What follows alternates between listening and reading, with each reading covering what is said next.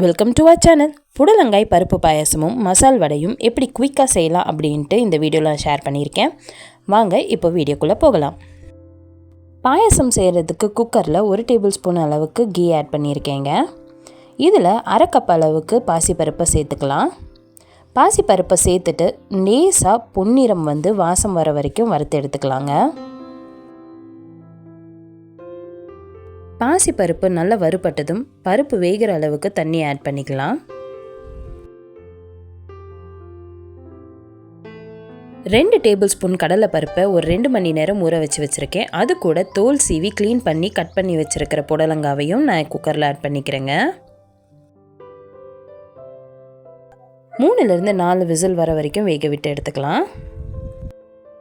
அரை கப் அளவுக்கு பாசிப்பருப்பு எடுத்துருக்கிறதுல 3/4 கப் அளவுக்கு பொடிச்ச வெல்லம் எடுத்துருக்கேங்க. அதை இப்போ ஒரு பேனில் ஆட் பண்ணிவிட்டு கொஞ்சமாக தண்ணி சேர்த்து கரைச்சிக்கலாம். பாகு பதம் வரணும் அப்படின்ற அவசியம் இல்லைங்க. வெல்லம் நல்லா கரைஞ்சி இதில் இருக்கிற டஸ்ட் எல்லாமே வடிகட்டுற அளவுக்கு இருந்தால் மட்டும் போதும். இப்போ வெல்லம் நல்லா கரைஞ்சிருச்சுங்க. கொஞ்சம் நேரம் சூடாகட்டும், பக்கத்தில் எடுத்து வச்சிடலாம். அதே சமயம் பருப்பும் நல்லா வெந்து வந்தாச்சுங்க. இதை ரொம்ப மசிச்சு விட்டுற வேண்டாம். ஜஸ்ட் இப்படி கரண்டியில் ஒரு தடவை கலந்து விட்டு மட்டும் கொடுங்க. இப்போது வடிகட்டி எடுத்து வச்சுருக்கிற வெல்லத்தையும் இதில் ஆட் பண்ணிக்கலாங்க. ஆட் பண்ணிவிட்டு ஒரு தடவை நல்லா மிக்ஸ் பண்ணி கொடுத்துக்கலாம். இதில் ஒரு சிட்டிகை அளவுக்கு பச்சை கற்பூரமும் ஒரு சிட்டிகை அளவுக்கு உப்பும் சேர்த்துக்கிறேங்க.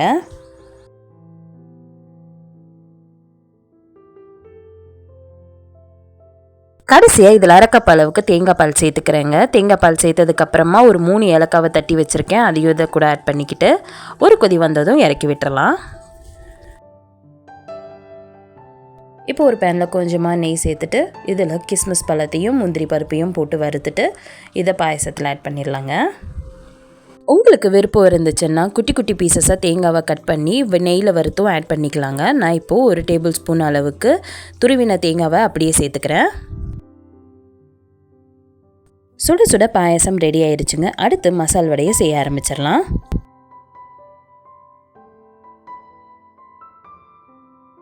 மசால் வடை செய்கிறதுக்கு 200 கிராம் அளவுக்கு கடலை பருப்பை நான் ஒரு 3 மணி நேரம் போல் ஊற வச்சுருக்கேன். இப்போது இதில் இருக்கிற தண்ணியை கம்ப்ளீட்டாக ட்ரை பண்ணிவிட்டு மிக்ஸி ஜாருக்கு மாற்றிக்கலாம்.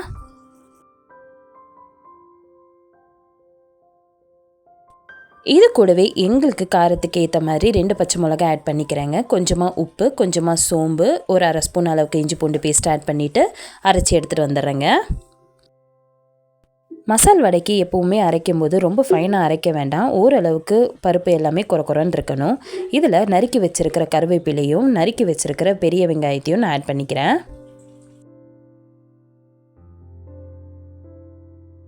இது கூடவே ஒரு 1/4 ஸ்பூன் அளவுக்கு சீரகமும் சேர்த்துட்டு எல்லாத்தையும் ஒன்று போல் நல்லா பிசைஞ்சு கொடுத்துக்கலாங்க.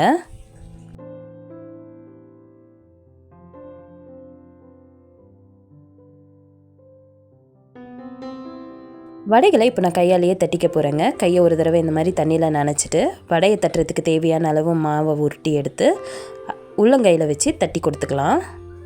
சப்போஸ் உங்களுக்கு இந்த மாதிரி கையில் தட்ட வரல அப்படின்னா ஒரு பாலித்தீன் ஷீட்டில் ஆயில் அப்ளை பண்ணிவிட்டு அதில் இந்த மாதிரி வடைகளை தட்டி ஆயிலில் போட்டு பொரித்து எடுத்துக்கலாங்க.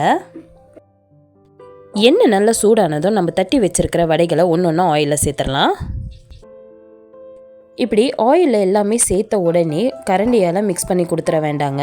ஒரு 2 to 5 மினிட்ஸ்க்கு விட்டுட்டு அதுக்கப்புறமா மெதுவாக திருப்பி கொடுங்க. இந்த அளவுக்கு பொன்னிறம் வந்ததும் எண்ணெயோட சலசலப்பும் கம்மியாயிருங்க. இப்போது எல்லா வடையும் ஆயிலில் இருந்து எடுத்துடலாங்க. சுட சுட புடலங்காய் பருப்பு பாயாசமும் மசால் வடையும் ரெடி ஆயிருச்சுங்க. இந்த ரெசிபி உங்களுக்கு பிடிச்சிருந்ததுன்னா வீடியோக்கு ஒரு லைக் கொடுங்க. மேலும் இது போல் ரெசிபீஸ்க்கு நம்ம சேனலை சப்ஸ்கிரைப் பண்ணி சப்போர்ட் பண்ணுங்கள். மறக்காமல் பக்கத்தில் இருக்கிற பெல் ஐக்கனையும் கிளிக் பண்ணி வச்சுக்கோங்க. தேங்க்யூ ஃபார் வாட்சிங்.